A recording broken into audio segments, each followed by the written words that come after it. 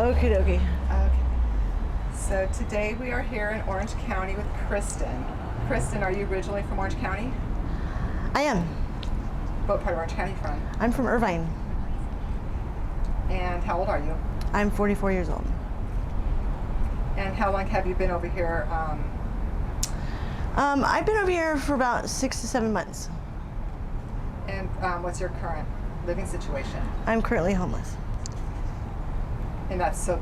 How long has that been? How long have you been homeless? About that period, same period of time. And what led up to you being homeless? What situation? I lost a child custody battle.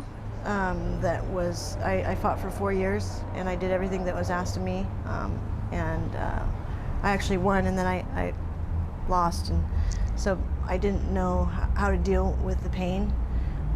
So I sought drugs as a means to kind of numb the pain from losing the child custody battle. What substances do you abuse? Fentanyl. And who introduced you to that? Gosh, I don't know. I wish I could kill him. I don't remember, to be totally honest with you, who introduced me. I don't remember. I know that. Yeah, I don't. I'm sorry. At what age did you start doing drugs? Late. I really never had this ongoing long history of drug abuse. I just, in my 20s, I would go party with my friends on the weekends, and but I didn't have this ongoing problem. This is kind of a newer thing.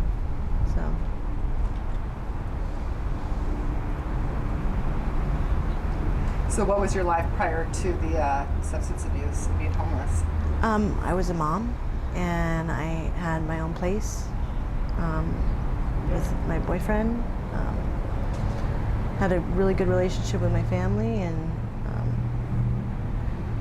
it was a boring, but a good boring, happy boring, a boring that I miss. How many kids do you have? I have 2. And how do you earn money out here? Do you boost, panhandle, do dates? Do you have a job? I don't have it in me to do the date thing, nor steal. I know they're called fences. They're people that buy products in volume, and what I do is I connect the boosters with the fences, and I get a percentage of that.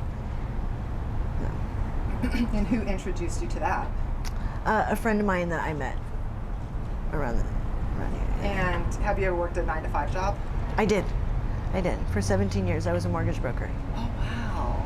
Yeah, licensed. So you must have been making some money. I did well. I did really well. Awesome. Yeah. Any chance of getting back into that? I want to. I'm going to try to get out of this and get some sobriety under my belt, and then venture into that and see if I'm still that same person. But I think after this little adventure, I'm spiritually a different person, so it might be leading me in a different direction.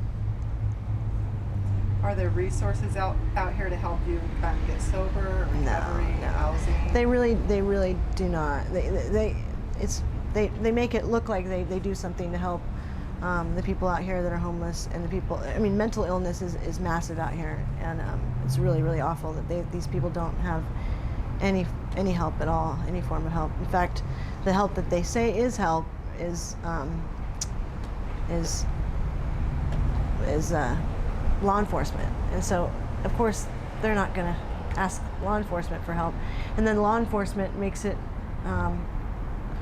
it has a stigma, so no one is afraid. I mean, everyone is afraid to stand up and ask for help, and when they do ask for help, it's typically something that is not. It's not helpful at all. So I'm assuming it's pretty crazy and dangerous out here? Yeah, it's really dangerous, and it's extremely crazy. What's the craziest thing that you've seen? Last week I saw, it was at a slap house, and the gentleman I was with was shot in the leg. Never seen that before. I don't think there is anything I haven't seen. people overdosing like crazy, fighting. I saw someone hit by a car a week prior, and then the person just took off, which was kind of, I don't know, disheartening. So, And have you been able to avoid all that, or has anything crazy happened to you? I do my very best to avoid drama at all costs, but given the fact that I use fentanyl, I'm always going to be caught up in some form. Do you have family or friends that can help you get out of your situation? I do, but I don't feel like it's their responsibility to. I'm 44 years old, and I don't. And they're already doing. My family's doing so much already with my kids that I don't think it's their responsibility to help me out with that. I think it's my job to figure it out and get there myself. So. What does a typical day look like? Say 24 hours or morning till night?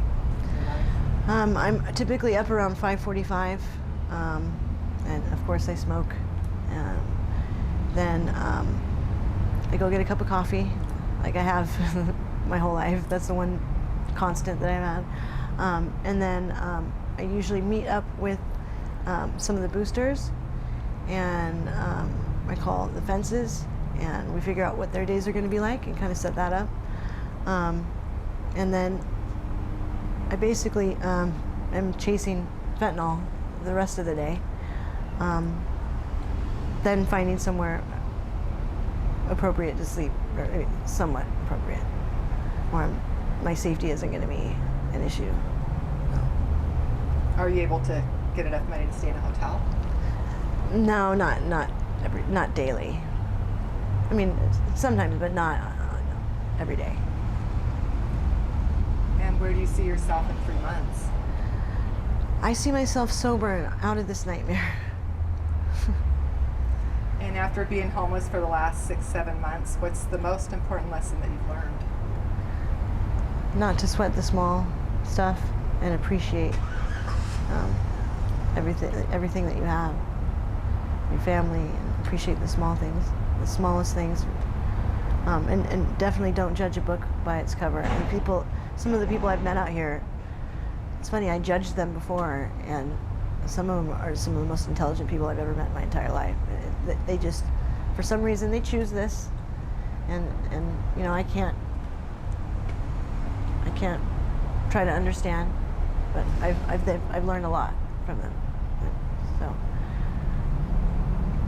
Do you by chance have any social media information you'd like to share and we can put on our description in case? Oh God, no. No? This already makes me nervous. Okay. And lastly, are you okay if we use the interview on our YouTube channel? Yeah, that's fine. Awesome. Thank you so much, Kristin. Thanks. See, I'm not